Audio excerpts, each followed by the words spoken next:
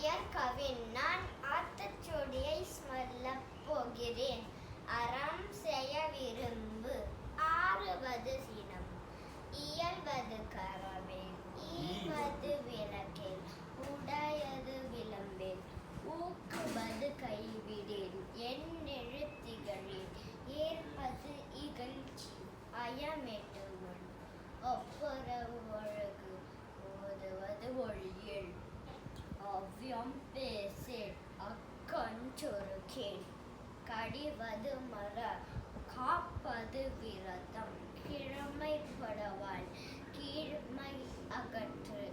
குணமது கைவிடல். கூடிப் பெரியேல். கெடுப்பது ஒழி. கேள்வி முயல். கைவினை கரவேல்.